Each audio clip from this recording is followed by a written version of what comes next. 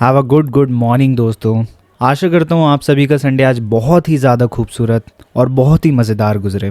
तो चलिए शुरू करते हैं आज की बिजनेस टेक न्यूज़। तो सबसे पहली खबर आ रही है टेलीकॉम की तरफ से, जिसमें जियो और एयरटेल की मेन है सितंबर 2024 में, मतलब अभी नवंबर चल रहा है, अभी से 2 महीने पहले। तो सितंबर 2024 में जियो और एयरटेल ने अपने काफ़ी सब्सक्राइबर्स खोए और वो तीसरा महीना था लगातार जब इनके सब्सक्राइबर्स गिरते गए। इस महीने जियो ने 79 लाख सब्सक्राइबर्स खोए, एयरटेल ने 14 लाख और वोडाफोन आइडिया वी ने 15 लाख। MTNL ने सिर्फ 2100 सब्सक्राइबर्स खोए। लेकिन वहीं दूसरी तरफ BSNL ने सबसे अच्छा परफॉर्म किया। जहां ये कंपनीज एक के बाद एक सब्सक्राइबर्स खोए जा रही थी, वहीं पर BSNL ने 8.5 लाख नए सब्सक्राइबर्स जोड़े थे सितंबर में। और आप में से मैक्सिमम लोगों को इसका रीजन पता होगा। रीजन सिंपल है, कंपनीज के बढ़ते हुए प्राइजेस। एक तरफ इन कंपनीज ने एक के बाद एक अपने प्राइजेस में बढ़ोतरी कर दी थी इकट्ठा, और वहीं दूसरी तरफ जो BSNL के प्लान्स थे वो बहुत ही ज़्यादा सस्ते थे, तो लोगों ने शिफ्ट मारना शुरू कर दिया। हाँ, थोड़ा सा इशू रहता है नेटवर्क का, लेकिन अगर BSNL एक्सपांड कर जाए ना, तो लिटरली बता रहा हूँ BSNL से अच्छी चीज़ कोई है ही नहीं।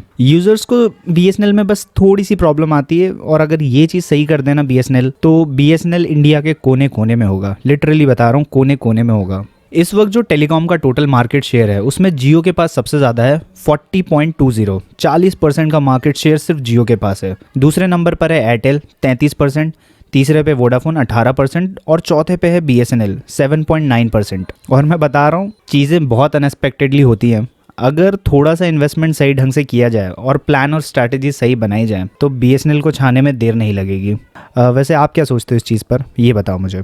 नेक्स्ट न्यूज़ है सोनी की तरफ से। तो सोनी ने एशियन क्रिकेट काउंसिल के टूर्नामेंट्स के मीडिया राइट 2031 तक के लिए ले लिए हैं, और ये डील की प्राइस है $170 मिलियन।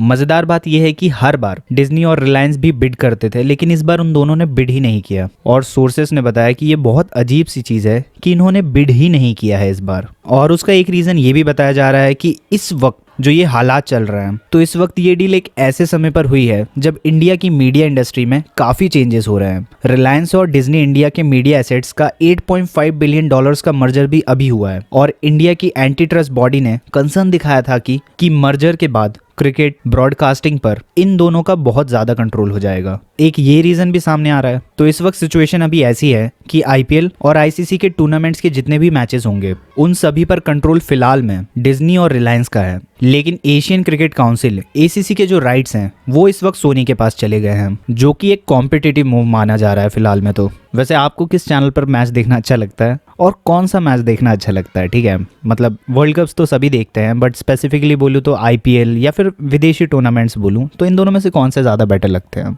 अगली न्यूज़ है अमेजॉन की तरफ से। तो अमेजॉन ने AI स्टार्टअप एंथ्रोपिक में $4 बिलियन इन्वेस्ट किए हैं। जिनको नहीं पता एंथ्रोपिक क्या है, तो मैंने एक बहुत अच्छी खासी वीडियो भी बनाई थी इसके ऊपर। सिंपली सर्च करना ज्ञानॉन एंथ्रोपिक, मिल जाएगी आपको वीडियो।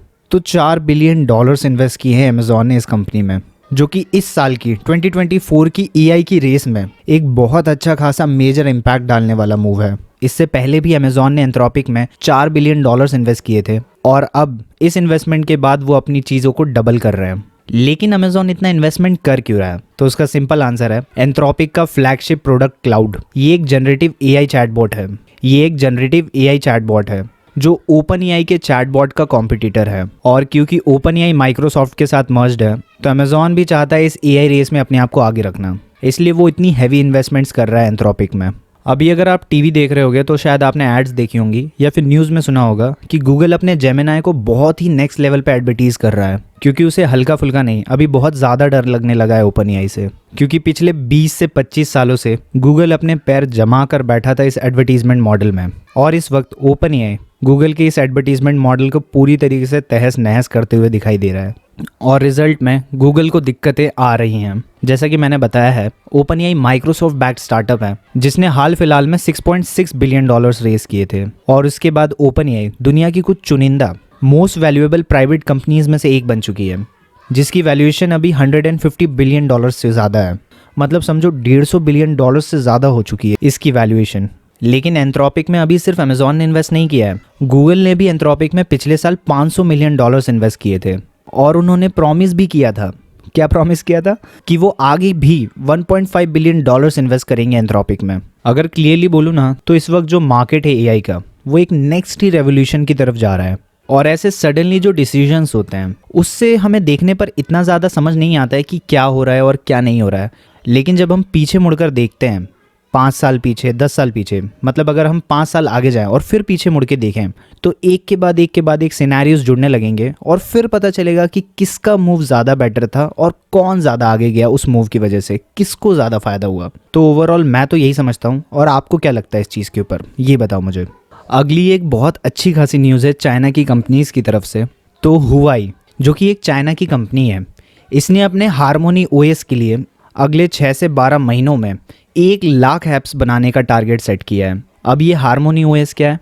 तो हारमोनी ओएस एक ऑपरेटिंग सिस्टम है जो हुआई ने डेवलप किया है। मतलब इस कंपनी ने इस ऑपरेटिंग सिस्टम को बनाया है। तो ये सिस्टम उन डिवाइसेस को कंट्रोल करता है जो स्मार्टफोन्स, टैबलेट्स, स्मार्ट टीवी और IoT, internet of things devices जैसे हार्डवेयर के लिए यूज़ होते हैं। तो ये कंपनी इसके लिए 1 लाख ऐप्स बनाने वाली है। लेकिन वो ऐसा कर क्यों रहे हैं? हर चीज़ में ये चीज़ बहुत ज़्यादा मैटर करती है कि ये लोग ऐसा कर क्यों रहे हैं। तो इनके लिए हैं 2 वजह। पहली, ये उनकी सेल्फ रिलायंस को बढ़ाएगा। अब सेल्फ रिलायंस क्या होता है? आत्मनिर्भरता। जैसे हमारे देश में है ना आत्मनिर्भर भारत, सेम थिंग उनके यहाँ पर भी है, आत्मनिर्भर ऑपरेटिंग सिस्टम। और सेकंड है यूएस के सैंक्शंस। यूएस बार बार लगातार चाइना पर और उसकी कंपनीज पर तरह तरह के सैंक्शंस लगाता आया है। और इसी वजह से हुआई के जो चेयरमैन हैं शू जिजुन, अगर नाम सही नहीं बोला तो माफ़ करना, तो शू जिजुन ने शंघाई में एक कॉन्फ्रेंस में बोला कि हारमोनी ऑपरेटिंग सिस्टम के कंज्यूमर्स के लिए, मतलब जो लोग उन्हें यूज़ करते हैं उनके लिए एक फुल्ली मैच्योर इकोसिस्टम बनाने के लिए ये जो 1 लाख ऐप्स बनाने का माइलस्टोन है, इसे करना बहुत ज़्यादा ज़रूरी है। और एक चीज़ ध्यान देना, इस वक्त हारमोनी ऑपरेटिंग सिस्टम इसके पास 15,000 से ज़्यादा ऐप्स अवेलेबल हैं जो इसकी सारी की सारी बेसिक नीड्स कवर करते हैं। लेकिन इनके सिस्टम्स को और एडवांस बनाने के लिए और फंक्शनैलिटीज़ देने के लिए नेक्स्ट लेवल ऐप्स की कंटिन्यूसली ज़रूरत है। 2019 में यूनाइटेड स्टेट्स ने हुआई पर ट्रेड रिस्ट्रिक्शंस लगाई थी, जिसकी वजह से हुआई गूगल एंड्रॉयड का सपोर्ट नहीं ले पाया। और इतना सब होने के बाद ही हुआई ने अपना ऑपरेटिंग सिस्टम हारमोनी डेवलप करना स्टार्ट किया था। सो दैट्स इट गाइज, आज के लिए बस इतना ही। और मुझे ये बताओ कि किन किन सेक्टर्स को मैं डेली न्यूज़ के सेगमेंट में डालूँ ही डालूँ, मतलब कुछ स्पेसिफिक कंपनीज या फिर कुछ स्पेसिफिक सेक्टर्स, नीश सेक्टर्स, मतलब सेक्टर के भी अंदर और स्मॉल सब सेक्टर्स जिनको मैं इस न्यूज़ में डालूँ ही डालूँ। सो या that's it for today guys, मिलते हैं कल अगली वीडियो में। Thank you.